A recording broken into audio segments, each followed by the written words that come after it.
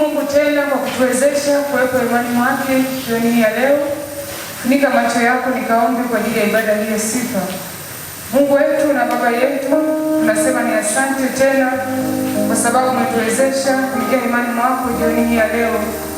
Tulikuwepo wengi asubuhi, lakini sisi umetupatia nafasi ya kuwepo imani mwako. Tazama Mungu wetu, tunaenda tena kuanza ibada hii ya sifa.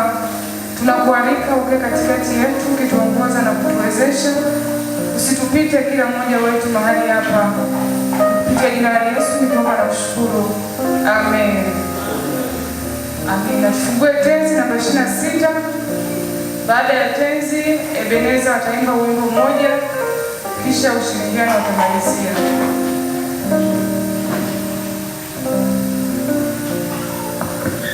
Yeah.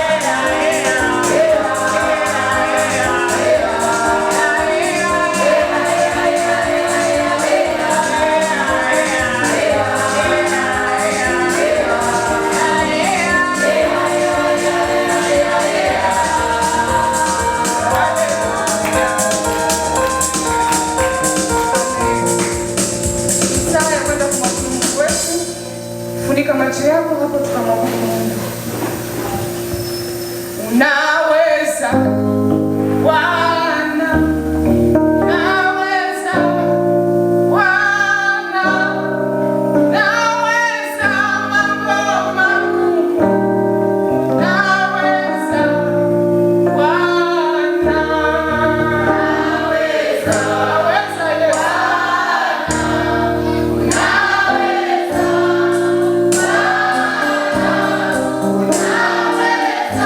Yesu.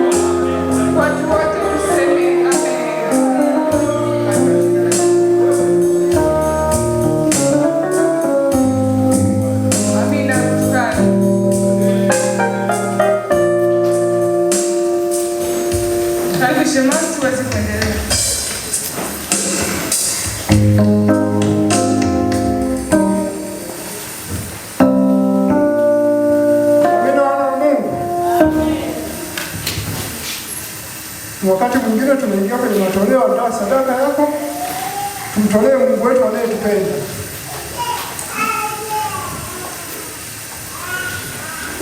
Hakuna mwanamume mwingine kama Yesu.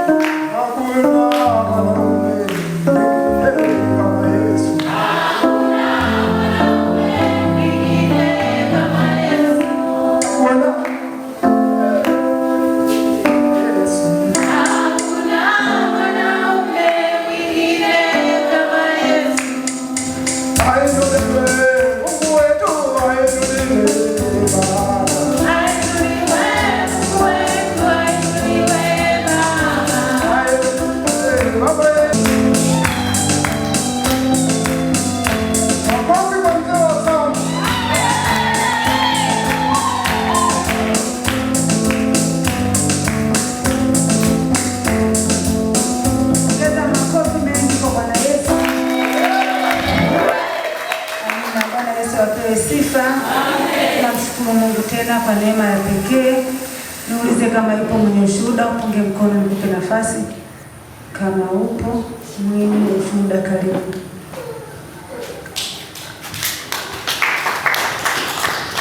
Bwana Yesu asifiwe. Amen. Bwana Yesu asifiwe sana kanisa. Amen. Ninawapenda kwa jina la Yesu. Amen. Mimi ninamshukuru Mungu kwa sababu ya matendo makuu anayotenda katikati ya maisha yangu.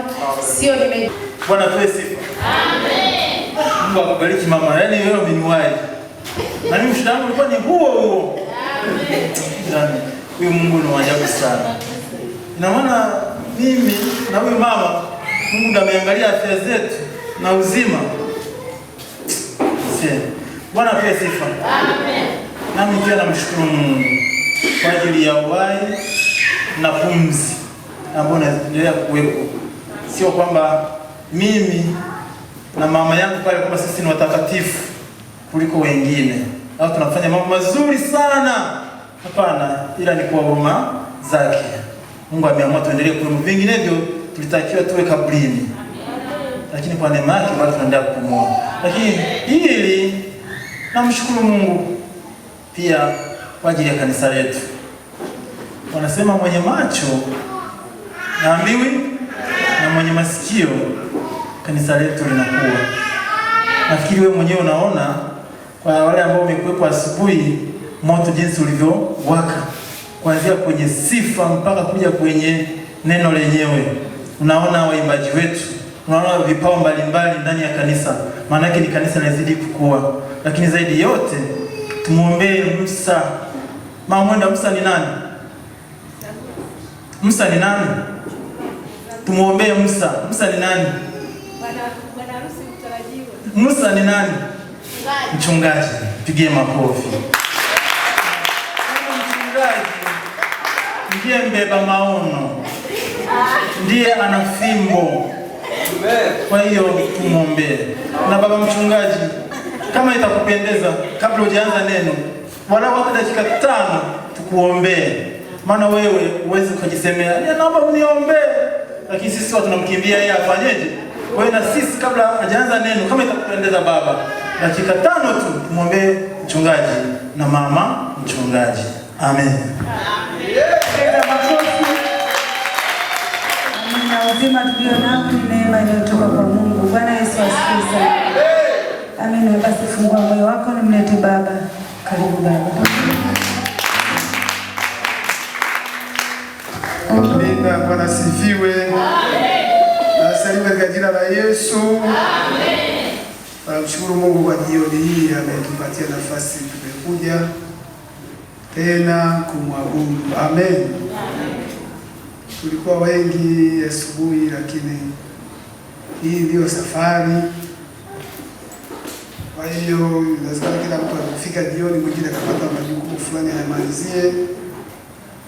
Na wewe leo na huko hapa kuna siku utakuwa haupo, mwingine ile ambaye hayupo leo atakuwepo. Kwa hiyo hakuna wa kulaumu hapa. Amen.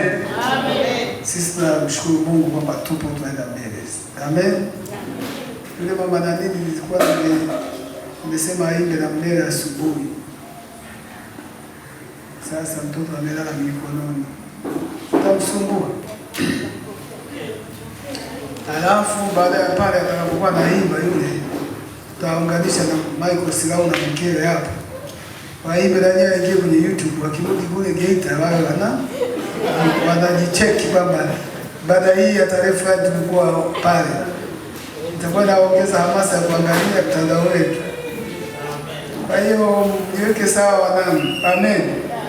Wangeimba na wale wengine sasa, wale wengine jioni hawajapata nafasi, hawajajaliwa kule. Tukimaliza kusikia wimbo wa mtumishi hapa, tutaingia kwenye maombi ya kumwombea Mama Silau kwa afya njema. Tutamwombea Mama Mashamba kule aliko nje, ana kazi zile anazoendelea, Mungu amsaidie, na ninyi mtapata nafasi ya kumwombea mimi na mama. Muda huo Bwana sifiwe sana. Tuko pamoja? Amen. Kama kuna mwingine ungependa tumuombee, maana mimi nasikia msukumo wa kuombea hao ni watani. Na nyinyi Daudi amesikia msukumo wa kutuombea sisi. Si umeona Wakati subiri kidogo, maana hapa utukufu ukishuka tutasahau kuombea sadaka za Bwana. Funike macho tuombe. Tuombe. Baba Mungu, asante kwa ajili ya matoleo haya ambayo yametolewa jioni hii. Tunayaweka tena mikononi mwako Mungu, na maisha ya kila mmoja tunaweka kwako. Hakika Bwana umeahidi ya kwamba watu wakikutumikia utawaheshimu, na hasa wanaotumikia kwa mali zao. Kila aliyenyosha mkono jioni hii akutane na ahadi yako hiyo kwenye maisha yake, katika jina la Yesu tunaomba, amen. Amen. Karibuni Michael na mkewe hapa. Jipangeni ili mkienda kule Geita mtakuwa mna kama hujaenda Michael kuimba na nyimbo na kucheza. Sasa hapa mwalimu nitie nguvu, achukue vizuri. Haya jamani, ila sasa sikiliza, sogeni mbele wa watumishi wa Bwana waimbaji, maana mimi nataka nyinyi muonekane. Nenda mbele Michael.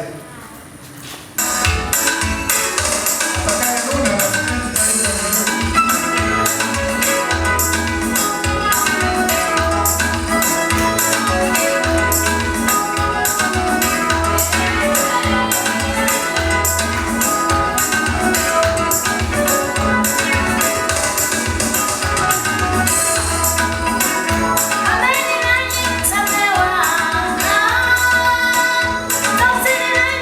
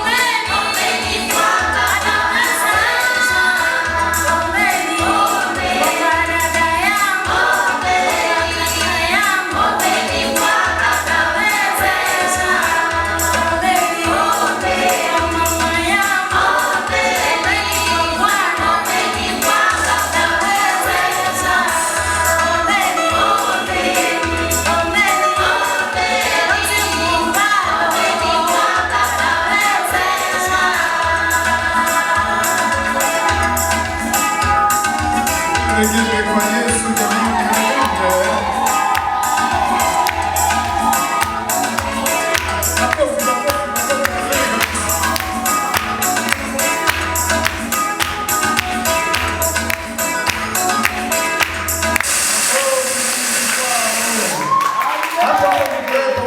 Bwana mpe afya kama mkumbuka mwingine, na wewe kama ambavyo umekumbuka wengine, basi ni saa yako ya kuwa ibada nzuri ya kuwakumbuka wenzetu.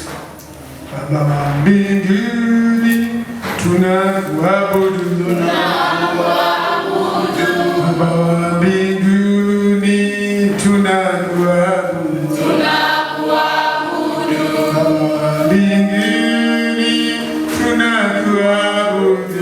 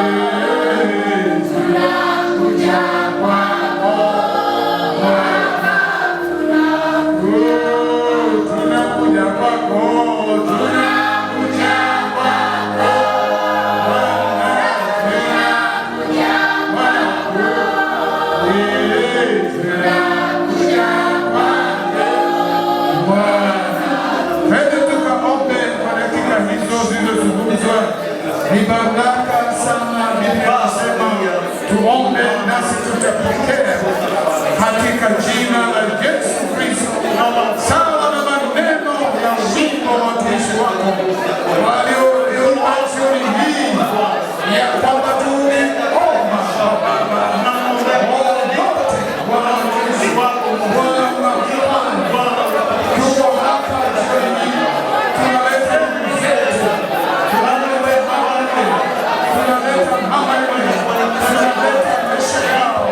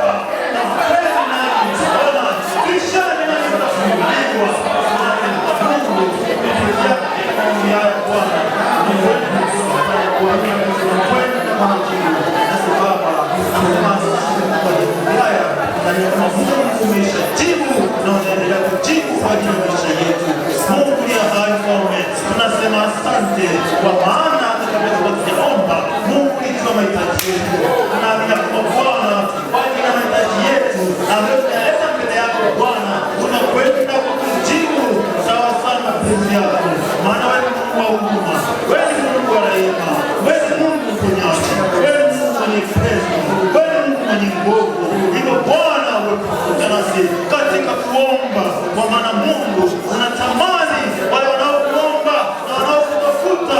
Ndio maana Baba, katika neno lako unasema ninawapenda wale wanipendao na wanitafuta kwa bidii wataniona. Mungu unawapenda watu ambao wanakuabudu katika roho na kweli. Tunaamini kwamba Mungu wewe ni roho, nasi Bwana hatuna budi kwa katika roho na kweli. Mungu pamoja nasi ni katika jina la Yesu tunamwomba. Amen. Yanawezekana palipo Yesu, yanawezekana palipo Yesu. Unaweza kukaa ndugu zangu, yote yanawezekana palipo Yesu. Yanawezekana yote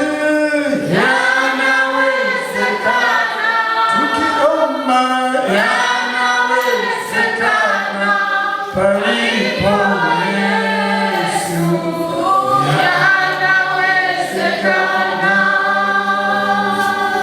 Amen. Jina la Bwana libarikiwe sana. Amen, amen, amen. Asante sana kwa kuja nyumbani mwa Bwana jioni. Tuende kwenye neno la Mungu kwa dakika zetu zilizobaki. Dakika zetu zilizobaki tunaangazia kitabu cha Danieli sura ya 4 mstari wa kwanza na mstari wa 37. Danieli sura ya 4 mstari wa kwanza hadi wa 37 na kichwa kinasema ndoto ya pili ya Nebukadneza.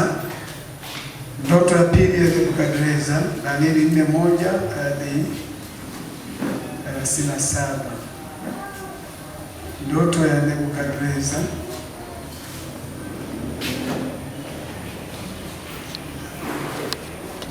Mahubiri ya kifungu.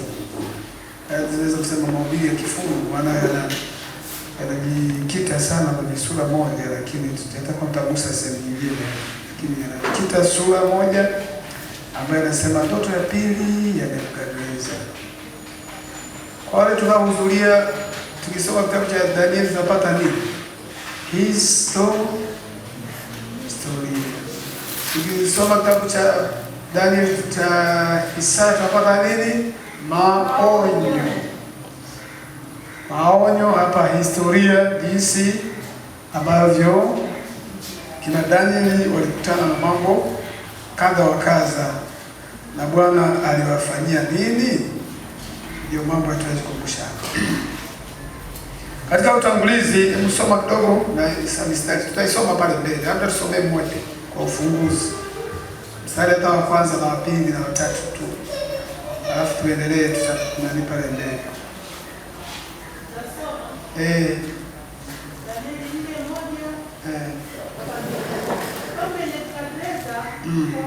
Wa kabila zote na taifa zote na lugha zote wanaokaa katika dunia yote, amani iongezeke kwenu. Mstari wa pili. Mimi nimeona tena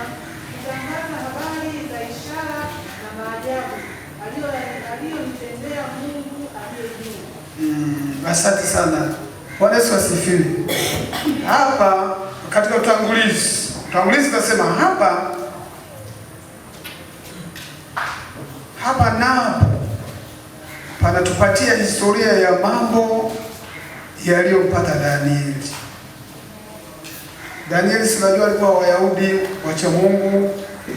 Tuliposoma wakati mwingine walifuatwa kwenye nchi yao ya Yerusalemu, wakachukuliwa wakapelekwa Babeli, na kanisa yao walikuwa wanasali pale Yerusalemu, vitu vingine vya kanisa vikatekwa vikapelekwa katika hekalu la Mungu wa ufalme leo kuja kuwateka. Kwa hiyo Danieli, unajiweka wewe kwa sasa mcha Mungu, mtu usiye na mawaa, unajiweka wewe. Hasa tunasema hapa napo tunaona historia ya mambo yaliyompata Danieli. Danieli akiwa Babeli chini ya mfalme Nebukadreza.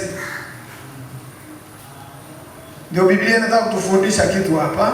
Kuna mafunzo makubwa kwamba kama ni hivyo basi,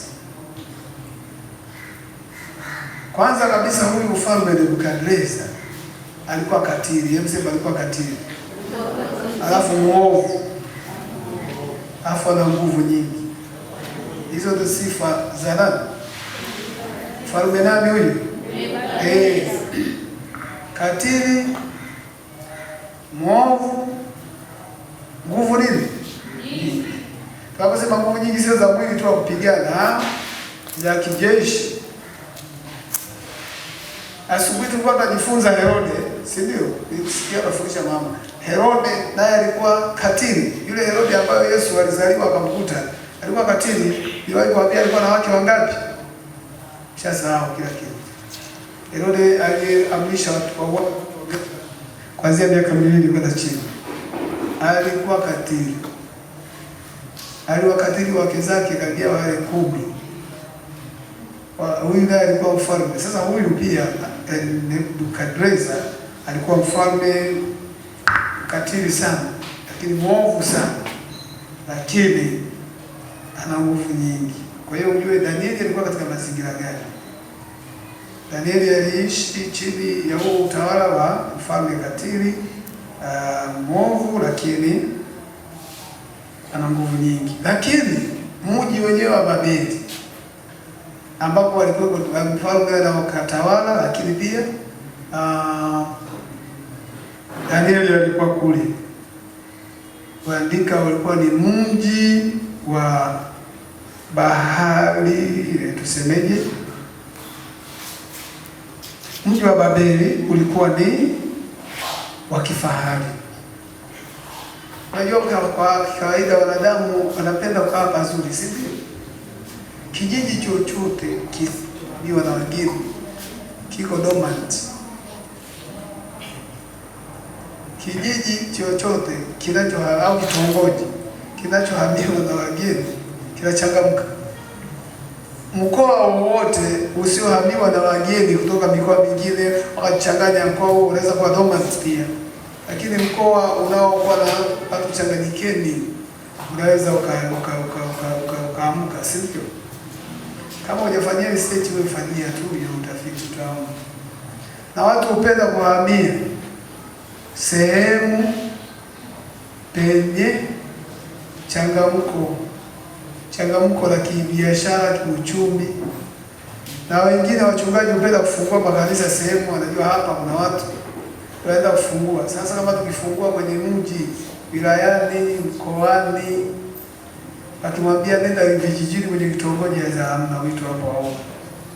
Siwende kule, zile sio roho. Zile ni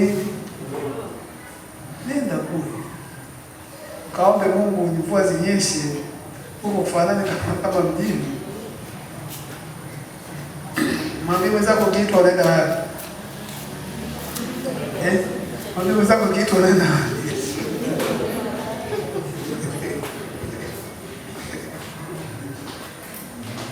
Ukiitwa unaenda kuhubiri wapi? Unasema nataka kwenda mahali palipochangamka. Mahali palipochangamka injili ishahubiriwa. Sema amen. Amen. Panatakiwa pakahubiriwe ambapo hakuna Kristo kule. wilaya za Mbulu kule kwa Dodoma yetu, Irangi kule Kondoa. Sasa haendi sehemu kwenye mtu. Kwa hiyo Babeli ni kama sasa hivi unaonaje Jumamosi ikifika hapa gari zimepaki namna ile, nyama nini, chwa matunda na nini, watu wanapishana. Unajisikiaje wewe huyu? Unajisikia kama uko peke yako?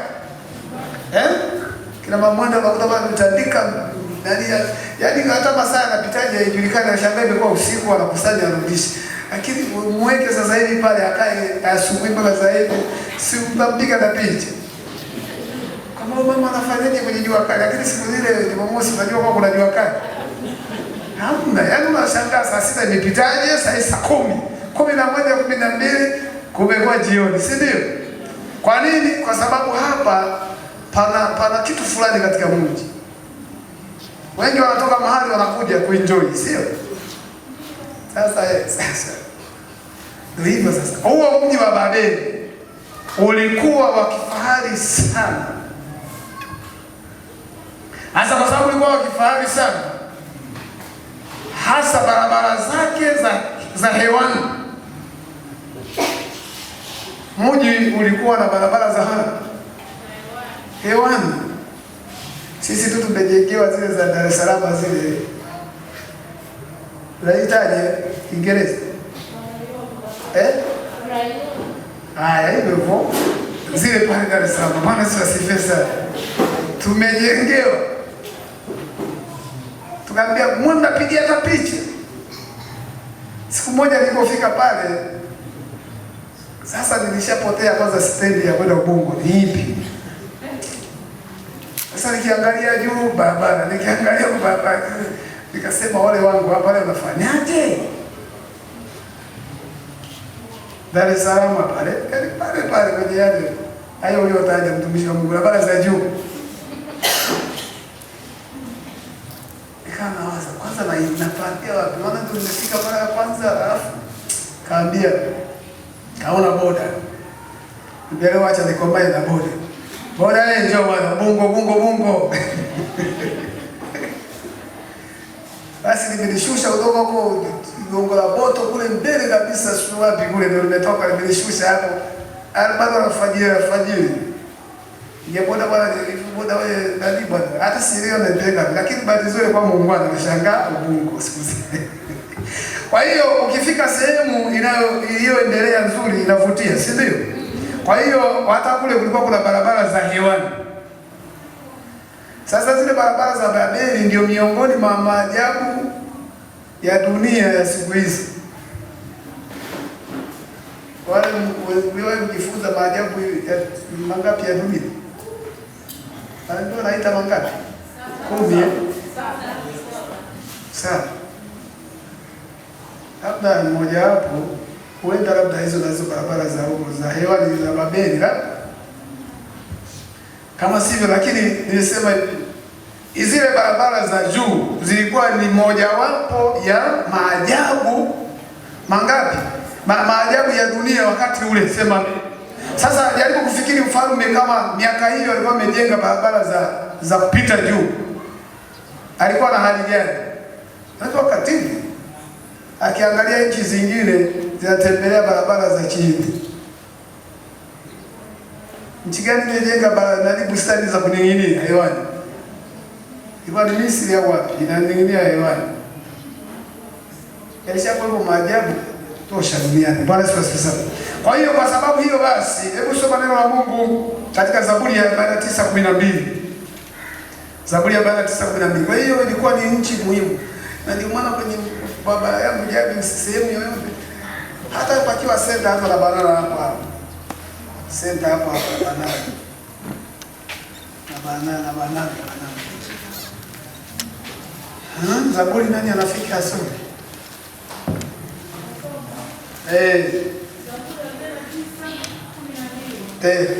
Lakini mwanadamu hadumu katika heshima, bali anafanana na wanyama wapoteao. Sasa sikiliza. Pamoja na kwamba wao nchi ya Babeli, mfalme wa Babeli na mkatili muovu lakini ana nguvu nyingi. Nchi anayoishi, barabara zake za juu nzuri kabisa. Neno la Mungu lina ujumbe, linasema hivi: ingawa mwanadamu, rudia kusoma na wewe, angalia pale, lakini mwanadamu hadumu katika heshima. Mwanadamu hadumu katika heshima, bali amefanana na wanyama wa peke yao. Sawa. Tunapozungumza saa hizi huyu Nebukadneza Baraza la tatu andika ujumbe wa amani wa mfalme Nebukadneza. Hiyo moja, kwa hiyo Biblia unajua ina mpango au ina mpango wa kutueleza huyu mfalme wa namna hiyo, ujumbe wa amani wa mfalme, ujumbe wa amani wa mfalme Nebukadneza au Nebukadneza, majina yao magumu kidogo. Na huu ujumbe aliutuma kwa watu wa kabila zote, mataifa yote, lugha zote, dunia nzima. Unajua kwamba alikuwa na nguvu. Alituma ujumbe wa amani. Hapo Biblia inakuonyesha ujumbe wa amani wa mfalme huyu. Hebu tusome sasa. Pale dada alisoma, hebu sasa soma mtumishi. Some sasa frequently, moja kwa moja mpaka pale mstari huo wa 3. Moja kwa moja tuanze.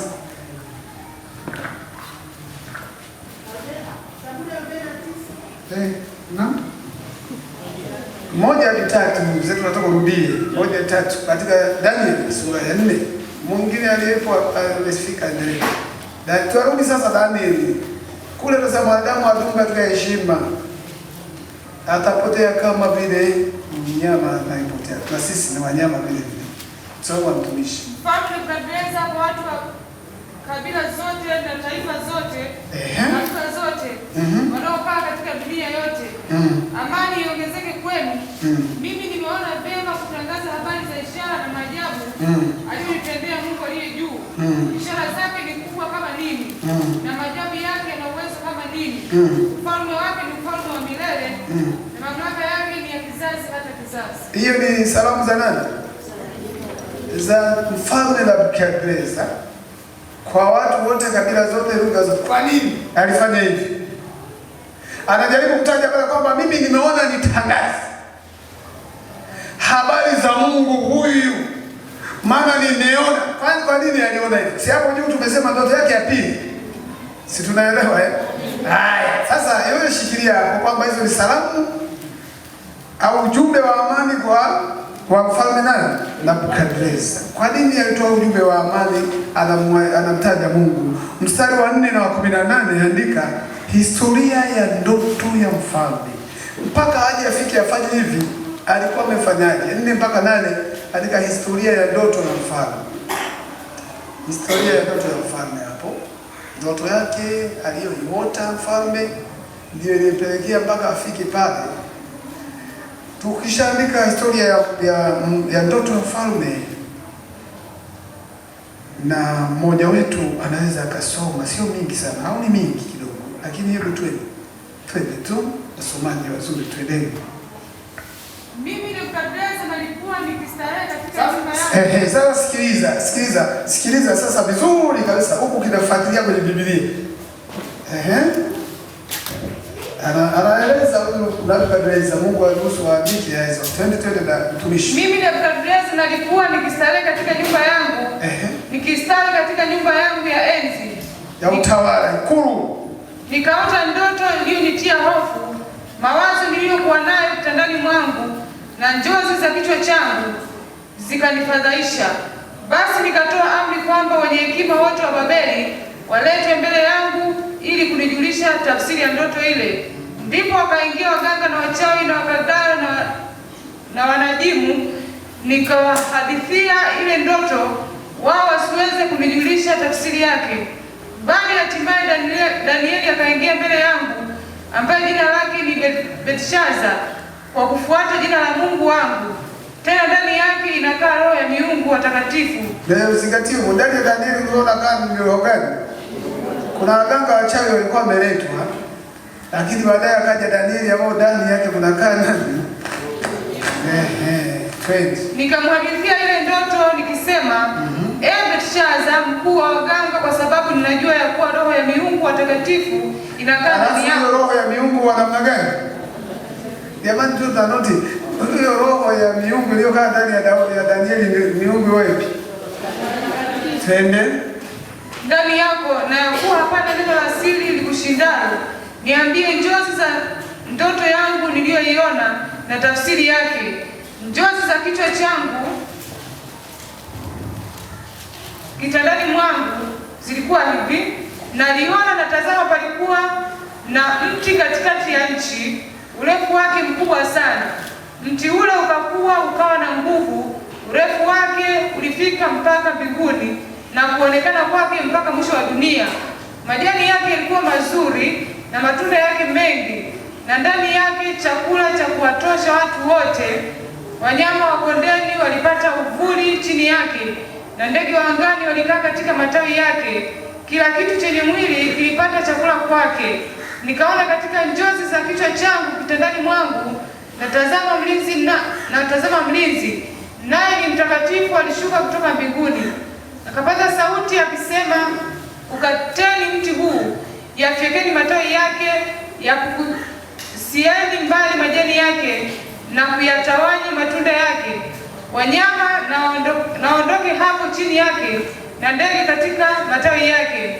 Walakini kiacheni kisiki cha shina lake katika ardhi, pamoja na pingu ya chuma na shaba katika majani mororo ya kondeni, kikapate maji kwa umande wa mbinguni, na sehemu yake iwe pamoja na wanyama katika majani ya nchi. Moyo wake ubadilike, usiwe moyo wa binadamu, na apewe moyo wa mnyama. Nyakati 7 zikapita juu yake. Hukumu hii imekuja kwa agizo la walinzi, na amri hii kwa neno la watakatifu, kusudi walio hai wapate kujua ya kuwa aliye juu anatawala katika ufalme wa wanadamu, naye humpa amtakaye, tena mtawaza juu yake aliye mnyonge. Mimi Nebukadneza nimeiona ndoto hii, na wewe Belshaza, eleza tafsiri yake, kwa maana wenye hekima wote wa ufalme wangu hawezi kunijulisha tafsiri yake, bali wewe waweza, maana roho ya miungu watakatifu inakaa ndani yako. Asante sana. Bwana asifiwe sana. Amen. Sasa tumeona kwamba hapa napo tunaona mambo yaliyopata nani? Danieli. Mmoja tumeona fari yake, na tumeona ufalme alipata kuota ndoto pamoja na hali zake hizo. Na ndoto aliyoiota, anasema akaota anaona mti mkubwa. Maelezo hapa jinsi ulivyojiotea na kupaa na majani yake yalivyoenea dunia nzima. Ndoto hiyo ikaja akaiota mwenyewe na akajisikia vipi, lakini akakosa kuelewa inamaanisha nini. Sasa hatua aliyochukua ni kuwaita wachawi, waganga, watu namna waje wamweleze. Biblia inasema wale wakashindwa kumweleza. Akaitwa Danieli, akaja kuhadisiwa hiyo ndoto yote vizuri kama wale wengine. Bwana Yesu asifiwe sana. Mfalme wa ikulu huyo anamhadisia Danieli, mtu wa Mungu, ndoto aliyoota. Simesoma mpaka mstari wa 18, si ndio?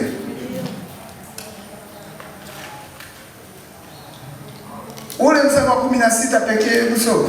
Pale mstari wa 16 pekee, angalia kwenye Biblia yako.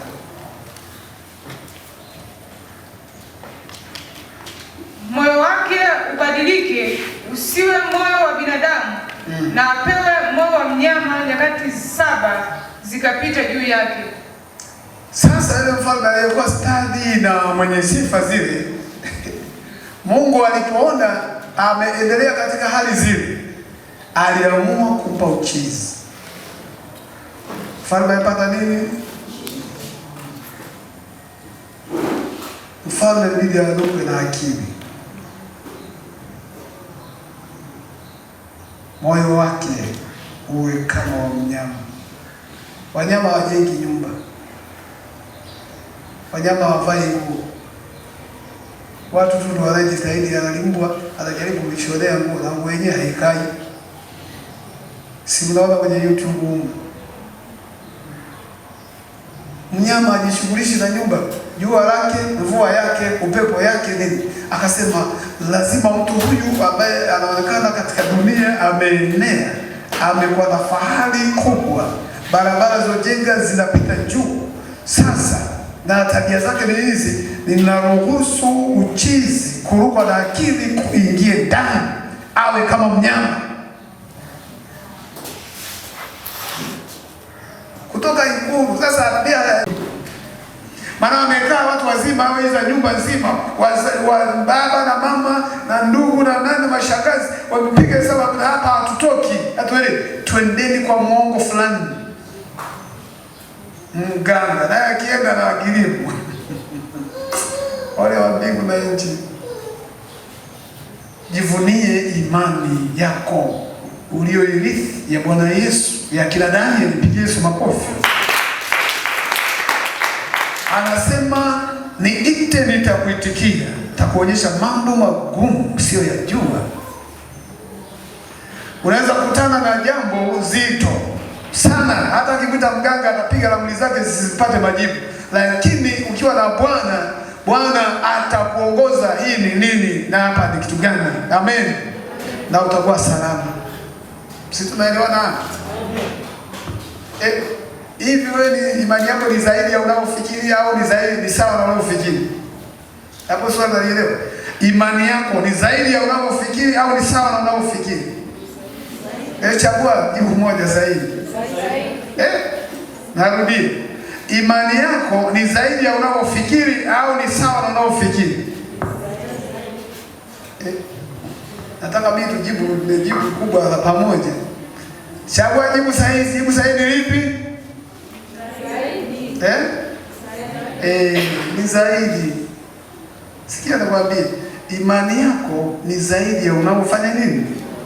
Kiutendaji. Ni zaidi. Zaidi kabisa.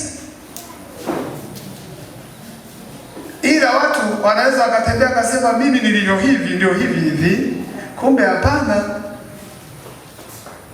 Yaani likija jambo hivyo ulivyo. Biblia inasema hata kama imani uliyonayo ni ndogo kama punje ya haradali,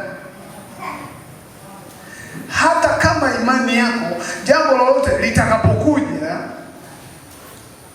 liwalo lolote, na wewe ukiwa na imani hiyo ndogo inayofanana na punje ya mchicha, hilo jambo bado utashindwa. Piga makofi kwa Bwana Yesu. Sio, unaelewa hii? Kwa hiyo ni zaidi ya vile unavyofikiri. Ni zaidi imani yani ulionayo ni zaidi. Sema tu basi mambo nayo yamekupata pale tu unapo sawa na unaofikiri. Lakini nikija kukupata lilio kubwa usitishike, usianze kubabaika.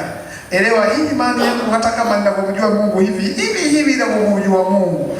Nataka Bwana nionekanie. Bwana ananionekana hata kama jambo ni kubwa. Sijui unapata kitu hapo? Amen. Haya, nilikuwa nakutia moyo wewe hapo. Bwana Yesu asifiwe sana. Kwa hiyo Biblia inazungumza wakamwita Danieli mtu ambaye ndani mwake anakaa roho wa Mungu mtakatifu. Akahadisiwa, naenda sikiliza. 1, 2, 3. Na Danieli hakuwepo chumbani kwa mfalme. Utaenda kulala chumbani kweli kwa kiongozi wa nchi. Wewe nani kwa sababu geti yanapitaje? Ila Bwana Mungu anaenda. Bwana anaenda, mwambie wenzako Bwana anaenda. Haleluya. Yaani mwambie mtume Mungu kokote anaenda. Popote anaingia. Useme hayo popote anaingia. Mimi kuna kipindi ninawashuhudiaga kila siku. Tulilima nyanya chungu kwenye mashamba kwenye eneo la taasisi fulani, maji tukayatumia, tukapanda nyanya chungu zikafika miezi 3 zinaanza kutoa maua na kuzaa. Unaona hapa wiki moja naanza kuchuma. Akafika mkiongozi mkubwa kuliko yule anayesimamia taasisi. Akasema kuanzia saa hizi asubuhi ikifika saa 8 sitaki kuona shamba hapa lolote nyanya swili. Vyote vimenimolewa na nguvu za kung'oa nazo. ana vijana wa kutuma tu, tena zinakuja gari zinawamwaga kama vile sisimizi, sio anamoa mwenyewe au wawili, ni gari zinakuja zinamwaga tu. Saa 8 yale mabomba yalikuwa na leakage yanakuja maji hivi, akaitwa kwenye taasisi ile mtu wa maji anayehusika, akahoti bibi naangalia, piga sauti nene, kaambia ikifika saa 8 sitaki kuona taasisi yote hii maji yanavuja. Kwa hiyo aliondoka bado hata ule msafara uliondoka, akimbia kwenda kuanza kununua koki mpya na kuanza kuziba kwenye sasa kesho yake. Bikaja gari aina za Defender zikashusha watu piu wengi, wakazagaa kwenye busara na moa na kuja mipira kusanya madumu nini zoa kila kitu zoa. Mimi namwagilia, nikasikia sauti inasema hivi, sasa yule bosi alikanyaga mahali anapita hivi, bosi wa taasisi, sauti ikasema nenda, umeona ule mguu alipokanyaga sasa wewe nenda kaweke mkono kwenye pale kwenye alipokanyaga. Si unaingia tu mwaka kachote mchanga. Unachota mchanga ule mchanga. Unachota mchanga. Nini? Chota huku tuje mchanganye huku. Mahindi haiwezi kuota kiangazi, hata mchanganye michanga mpaka mseme fo. Yatasubiri tu mvua zinyeshe za uhakika, na kama sio za uhakika hazai. Akaweke mikono juu yake, omba hivi, Baba Mungu, mimi naenda chumbani kwake kuongea naye. Yaani kaweke mikono kwa sababu mimi, yaani yeye huyu alikuwa anasema na mimi naenda chumbani kwake kufanya nini? Baba Mungu, katika jina la Yesu, mimi siwezi kwenda kwenye nyumba ya huyu mkubwa anapolala anayoishi, lakini wewe Mungu kumbe umesema unaenda. Uende basi, uende sasa. Amen. Wewe Mungu alienda. Sikia nikwambie, wenzangu bustani zao zote zilinyang'anywa mipira na kung'olewa. Lakini ile namwagia saa 4, gari inakuja inapita inasimama kama pale jengo dogo. Wanaendelea mbele huko au wanamwona mpaka zilikuwa ndefu kimo changu. Pigie Bwana Yesu makofi. Tukavuna mpaka kwa sasa siapani. Sasa hii si zaidi ya imani ninavyofikiri. Ni zaidi. Mwaka ule mvua zimenyesha, anasema nino basi ule mwaka wazeko tuliona maajabu. Nyanya chungu zile zilikuwa ndefu. Na ile mvua ilivyonyesha namna ile mfululizo mwe nyanya chungu inapenda mvua. Yaani naenda utakuta zile mtunguja zile zimezaa mpaka unasema hii nini sasa? Na bei kashuka mjini. Roba shilingi 50,500 siku zile. Tukavuna mpaka tukashindwa. Lakini wengine viesi vinaelekea vinaandaliwa mahakama ya mbegu kule. Kabisa. Kwa hiyo huyu Mungu ajabu, sema amen. Kabisa. Sasa unaona, sasa akamwita ndani akamhadisia ule mstari wa 19:33. Danieli anaeleza tafsiri ya ndoto. Ile 19:33 mstari, Danieli anaeleza tafsiri ya ndoto. Amehadisiwa tu. Ukumbuke waganga wamekuja, wachawi wamekuja, wameeleza wameshindwa kuniambia huo mti kuna maana gani? Tuko pamoja jamani. Lakini Danieli, mtu ambaye roho wa Mungu anakaa ndani yake, Mungu mtakatifu, anasemaje pale? Susome chapo 19:33, wani mengi sana. Asomaje? Ndipo Danieli aliitwa jina lake Belteshaza. Akashangaa kwa muda na fikra zake. Hebu sikia.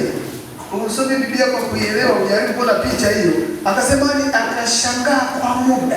Hebu soma Biblia. Ndipo Danieli aliyeitwa jina lake Belteshaza akashangaa kwa muda na fikra zake zikamfadhaisha. Sikiliza. Wewe mtu unahadisiwa hiki kisanga sio kidogo, alafu wewe ni mbele ya mtawala. Halafu amemwambia wenzako hapa wachawi wamekuja wameshindwa, waganga hawajanisaidia.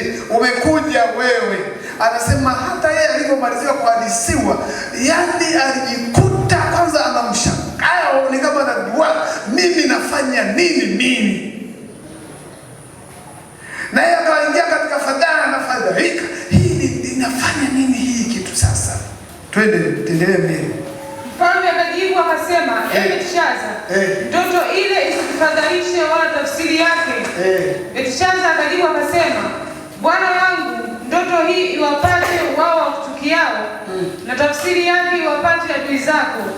Ule mti uliouona automatically, bila kutegemea, ghafla, kwanza anashangaa, kwanza anafadhaika, lakini anatoa moyo tena mfano. Lakini hapo tena anaanza kueleza, mfalme, ndoto hii kama uliota, basi ndoto hii wapate wabaya wako, na tafsiri yake vyote wapate wabaya wako. Unajua hii ni hekima, si ndio? Muulize mwenzako, hivyo una hekima au unadandia hekima? Bwana Yesu asifiwe sana. Wote anamwambia yaani moja kwa moja, kwani sasa aliyepatwa na matatizo ni maadui au yeye mwenyewe? Si unaona hekima ya Mungu? Penda kuzungumza kwa hekima. Sema amen. Mtu akikutuma maneno ya kashfa, yanamkashifu mtu mwingine, wewe usiafikishe. Umesikia? Nisikiliza. Ukikutana na mtu anakuagiza, wewe kamwambie fulani, nimesema hivi na hivi, unaona maneno ni ya kashfa, yanaondoa amani, usiyafikishe. Baadaye ukasema, bwana, habari za sasa salama, alikuwa anakusalimia pili. Imetosha, ni njema sana. Piga makofi kwa Yesu. Yaani utakuwa umefanya vizuri. Bwana Yesu asifiwe sana. Utakuwa umefanya nini? Kwa sababu sio tipa anapokea mchanga ikamwage sehemu. Nyamaza, kwa sababu ya cheki haya maneno sio ya kujenga. Hata nikimwambia yule hawezi kufurahi, yeye ngeza, nimepata habari ya kupeleka hodi, karibu nimekuja, jamani nimefika. Hege ukitoka unawasha moto. Hiyo biashara hiyo. Unaona, yaani huyu anaelewa. Sasa mfalme, ndoto hii sasa iwapate adui zao. Kombe hii inaenda kwa adui zangu. Labda pengine waweza ni yule na yule inaenda kumkomesha. Hebu ngoja nisikilize. Kombe anamkomesha yeye. Jamani, Bwana asifiwe sana. Wewe mtu mwingine ongea naye kwa hekima.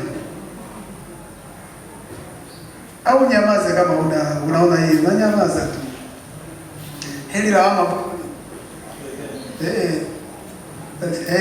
Habari za kaleta fulani. Ndio ameleta ovyo ovyo. Mpaka sisi tumengatana hatuna meno. Sasa unaona umepata nini?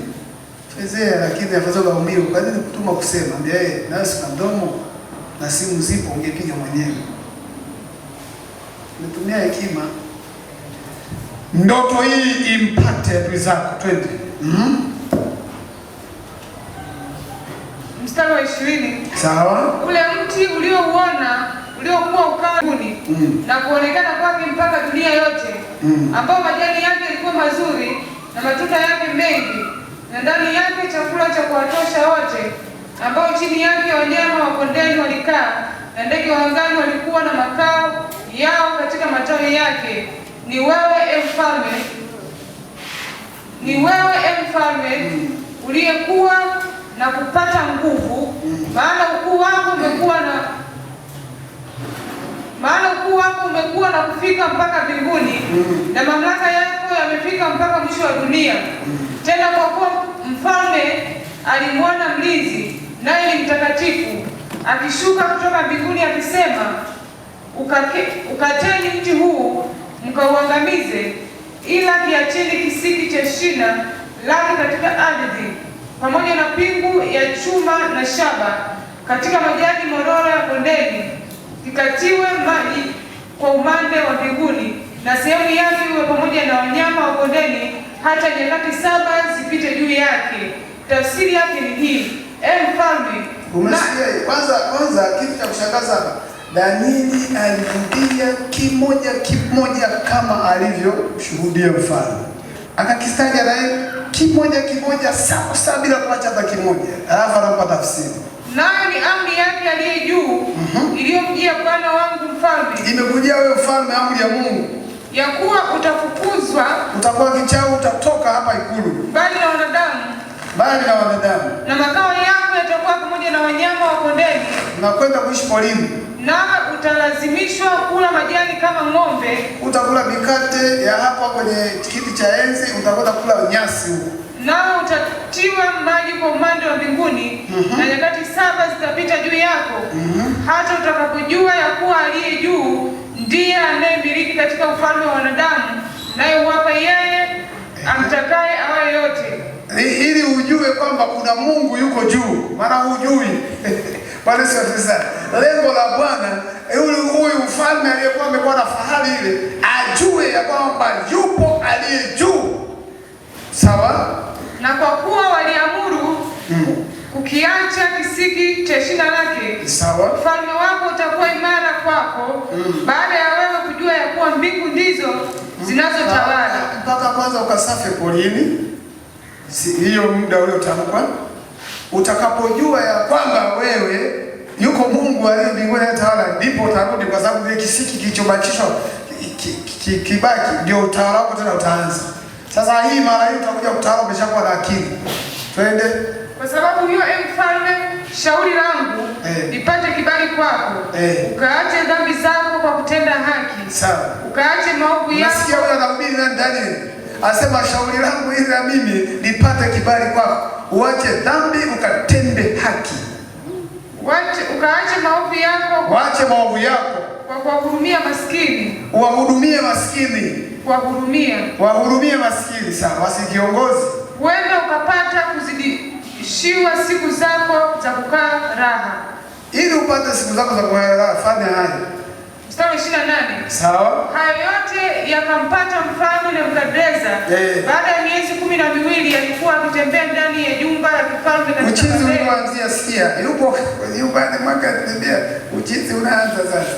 Twende. Mfalme akanena akasema, mji huu sio Babeli mkubwa nilioujenga mimi, uwe kao langu la kifalme kwa uwezo wa nguvu zangu, ili uwe utukufu wa enzi yangu.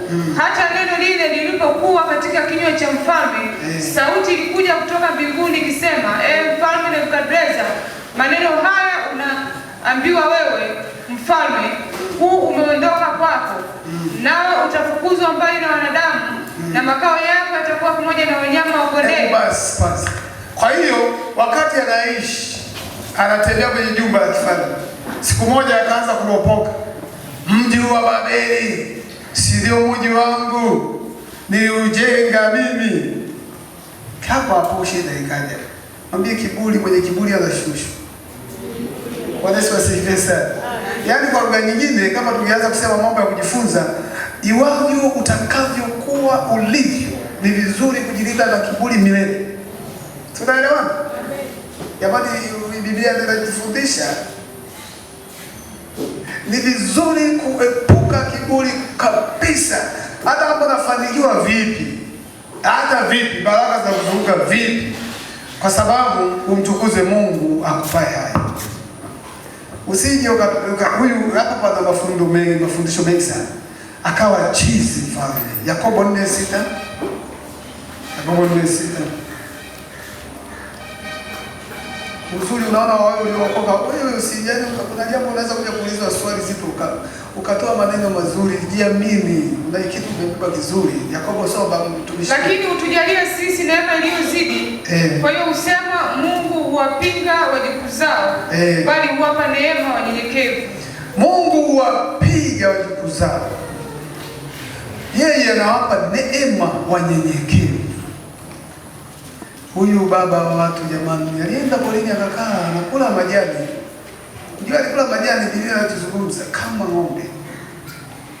Unajua kwa wafalme kuna vyakula vitamu vizuri, vinapimwa ni wale, vinaandaliwa na nini, vinapigwa kwenye gesi. Gesi zingine za hizo mpya, wenda hata gesi hiyo hujai labda kuitumia huko Laiani. Yenyewe iko kule. Vyakula vinapigwa kweli vimehakikiwa. Watu wameenda darasani wamekaa, wanaelewa mapishi ya kula kiongozi. Unaona sasa, wako na taaluma zao pale. Sio tu umemkumbusha mtu amelala, aende apige chakula cha kiongozi. Sasa kutoka kwenye hali hiyo kwenda kukaa porini na kupata umande muda huo wote aliokaa kule. Makucha bila kukata, bajeli yanaongezeka bila kuoga. Kwa nini? Kiburi cha kufanikiwa. Tukifanikiwa kama mtu wa Mungu uliokoka, hata kama utaongezeka unene tu wa mwili, mwambieni Bwana, sema amen. Hata kama utapata suti moja mbili, mwambieni Bwana kiatu. Usianze kusema na cheki. Sisi ndio wenyewe Bwana. Maombi Mungu anasikia. Ninyi wengine vipi? Unatafuta matatizo. Tumeelewana jamani? Unatafuta nini? Matatizo. Mwingine akiwa na watoto anajivunia watoto. Mimi watoto wangu sio kama yule bwana. Wewe.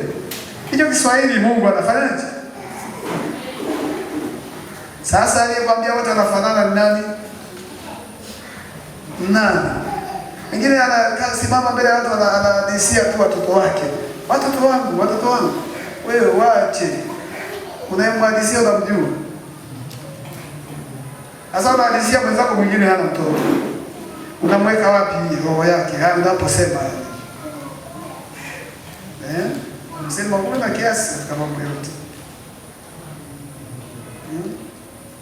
Mimi sina mtoto. Sasa wewe unasema watoto wako. Mimi unaniweka wapi yani kwa mfano sasa?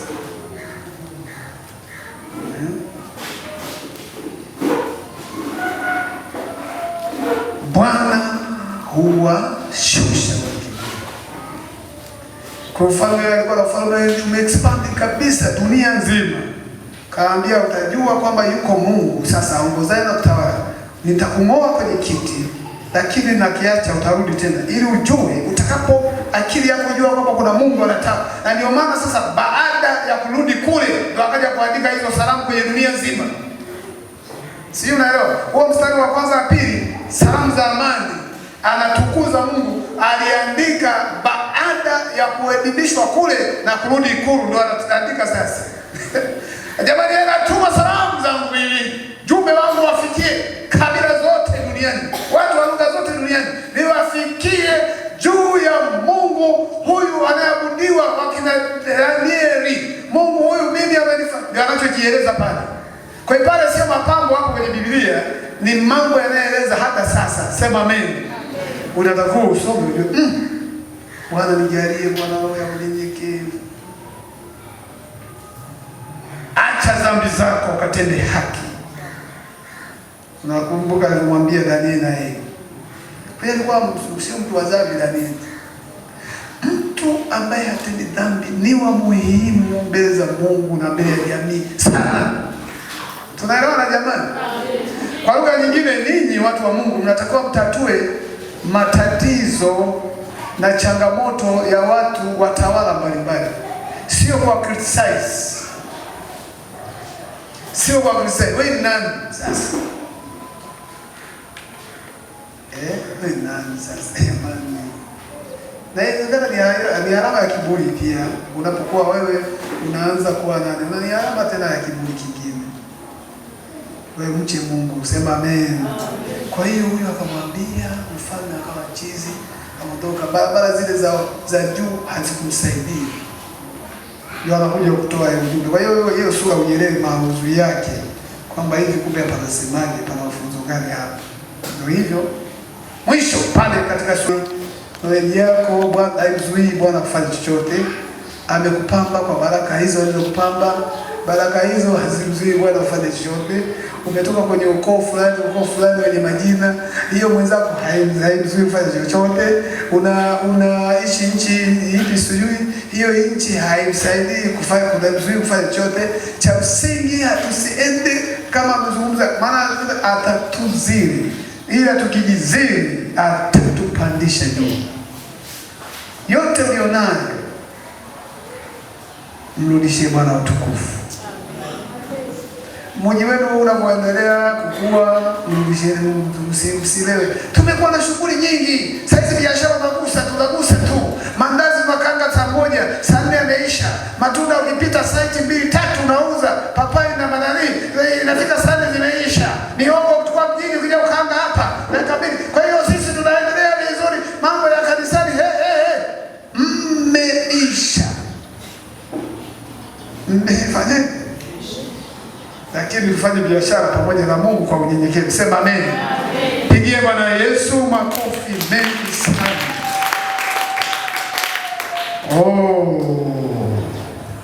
Sasa namalizia hapa.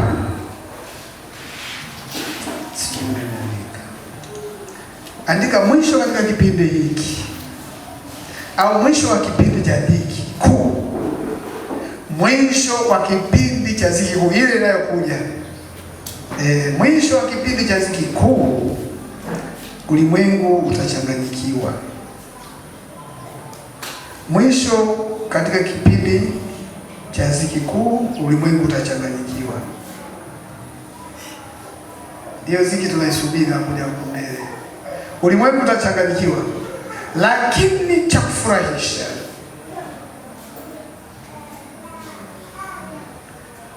ulimwengu utachanganyikiwa, lakini cha kufurahisha ni kwamba kutakuwepo na watu ambao wataokoka. Si nafahamu ziki kija, kuna walokole wote mlio na safu tutakuwa umetwaliwa, duniani utabaki ziki. Hicho kipindi ulimwengu utakuwa kama vile umechanganyikiwa, itakuwa ni shida kubwa, haijawahi kuwepo na haitakuwepo. Ndani ya ziki hiyo hiyo, si unakumbuka wengine watakuwa wanaulizwa, wewe Yesu vipi? Yesu nilikuwa naye miaka ya nyuma, baadaye wakatuhubiria kwenye mafundisho kwamba sasa unakusemaje? Mimi kwa kweli nimeshaona ziki mimi namng'ang'ania. Mtu anaweza kujiokoa kwa damu yake mwenyewe, anapata mateso ya kukatwa na hatimaye ajiokoe kwa damu yake mwenyewe. Sasa hivi ni kipindi cha neema. Bwana asifiwe sana. Umeshaandika kwamba mwisho katika kipindi cha dhiki kuu ulimwengu utachanganyikiwa, lakini cha kufurahisha ni kwamba kutakuwepo na watu ambao watafanya nini? Wataokoka. Ujue pia katika dhiki kuu watu watazaa wengine. Kutakuwa kuna vijana wengine wamekuwa vijana waovu. Si dhiki kubwa inachukua miaka mingapi? Dhiki kubwa inachukua miaka mingapi? Si 7. Utakuwa na mchanganyiko mkubwa sana, lakini cha kufurahisha wengine watakuwa wanaokoka pale. Na sisi kama hivi injili ya wazi mtu bayani ni kwa damu yake mtu mwenyewe. Sasa kote huko tuanje, lakini tuje kwenye uhalisia kwamba mafanikio yako yasikufanye ukashindwa kuongea na watu lugha ile uko unaongea kabla hujafanikiwa. Hata kama ni kiroho, na kufanikiwa kwa kiroho usikupe kiburi kwamba mimi hapa ndio mwenyewe. Yaani wewe ndio mwenyewe. Mwingine anasema mimi ndio mwenyewe, hata mzee wa kanisa afuida afuata wale wote takataka. Muumini huyo takataka. Mashemasi ya takataka. Sio kama mimi hapa. Viongozi wa idara nini takataka. Anastahili heshima kila mtu kwa wakati wake. Sema amen. Jamani, Bwana Yesu asifiwe sana. Amen. Hata kama ni mdogo, wewe ni mkubwa kama mama yangu Salome. Mama yangu Salome yule pale, wazee wa kanisa ndio wakina James. Mama yangu Salome yule pale, wazee wa kanisa ndio wakina Selina. Mama yangu yuko pale, ndio wazee wa kanisa ndio wakina nani, akina Mpuguru. Wachungaji ndio sisi, lakini utaongoza kina mama Kanunga hapa.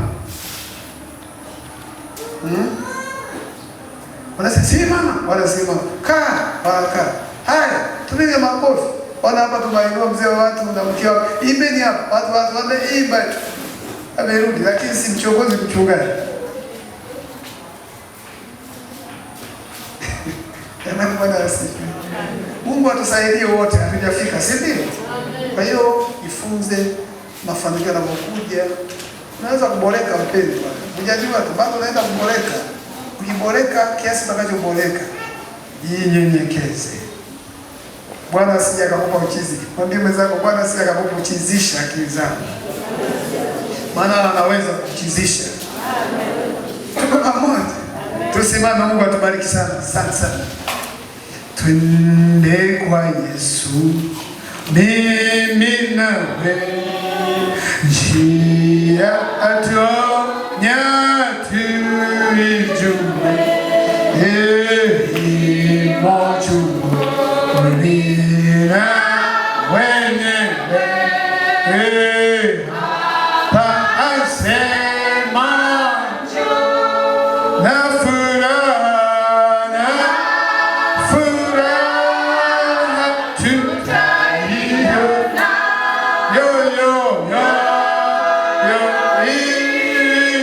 ikitakata sana wake kwake Mwokozi, kuona milele wanana wajia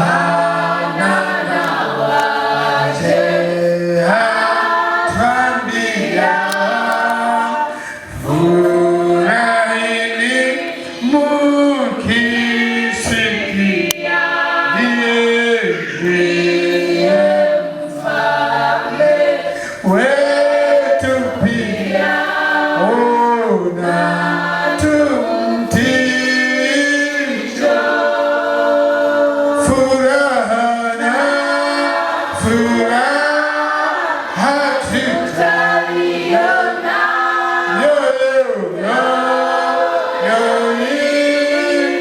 ikitakata sana wake kwake Mwokozi, kuonana milele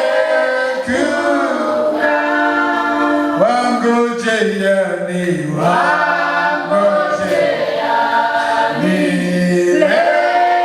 wayupo, sikiza sana asemapo huruma zake, sikuitapo ewe kijana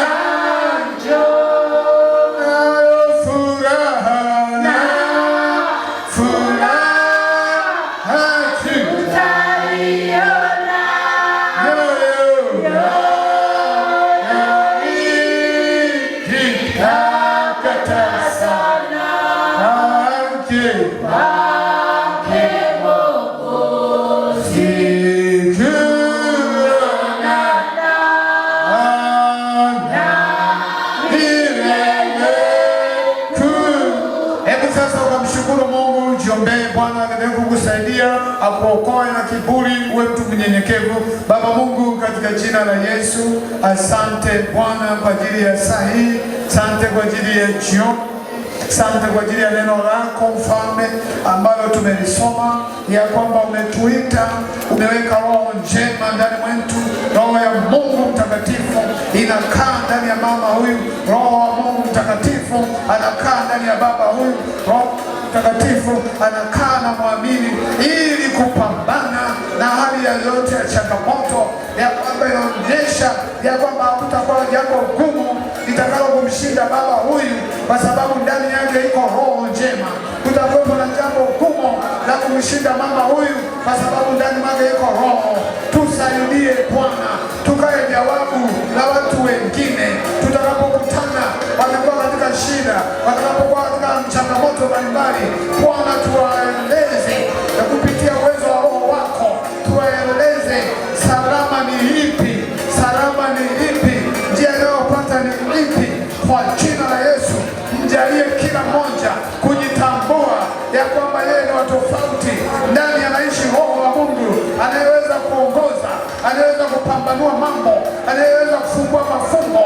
Bwana, tusaidie tukaamini sana ya kwamba umetupa kitu kizuri, umetupa msaada kwa watu wengine. Watakuwa wana maswali, pengine maswali yao yanaleta hatari, awepo mtu wa kuwasaidia. Wengine wataota ndoto, wengine watapata changamoto. Mtu huyu, mama huyu, baba huyu ndio umemjaza roho ili amsaidie. Tusaidie Bwana kuwa na hekima tunapozungumza na watu wengine. Wakati mwingine shetani atatujaribu atataka kututumia vinywa vyetu. Baba, tujalie tusiwatukane watu kwa maneno yetu, tusiwaharibu watu kwa maneno yetu, tusiwagombanishe wengine. Bwana, tupe hekima, na zaidi ya yote Mungu, tujaze unyenyekevu, kila mtu mahali pake akawe mnyenyekevu. Najua umembariki, umempa mavazi, umempa chakula, umempa fedha, umempa afya na vitu mbalimbali, na bado Mungu umeahidi kwamba utamuinua, umeahidi kwamba utamfanya kuwa utukufu kwenda utukufu mwingine. Ninaomba Bwana, tunapozidi kufanikiwa katika jambo lolote, tupe unyenyekevu, tusijivune, tusiwe na kiburi, tusidharau wengine. Kwa jina la Yesu tusaidie, tuponye Bwana. Niangalie kanisa lako Mungu, livike unyenyekevu Bwana, livike maono mapya, wape kukufahamu Mungu, wawe sababu ya wengine kumtukuza Mungu wao, waseme ndugu, uliponisaidia siku ile jambo lile nimeona. Inaonekana mfalme yule hakuwahurumia maskini wala wanyonge. Bwana, tunaomba na sisi tuvae roho ya huruma tunapokutana na wenye mahitaji, tunapokutana na wenye shida mbalimbali, tuwahurumie, tuwajali, tujali shida zao kwamba ni zetu, na kwamba wanaumia, wanataka kupona na kutoka huko. Baba, tunaomba baraka zako. Asante kwa maneno yako haya, kamfanye kila mmoja aishi sawa na neno lako. Tujalie Bwana, jioni hii tunaonyesha utukufu, tumefika mwisho. Baraka zako zikae na kanisa, nenda na kila mmoja nyumbani, kwa jina la Mungu Baba, Mwana na Roho Mtakatifu, tuseme amen, amen. Pigie Yesu makofi mengi. Amani ya Bwana iwe nanyi ndugu zangu. Asante sana, safari njema nyumbani.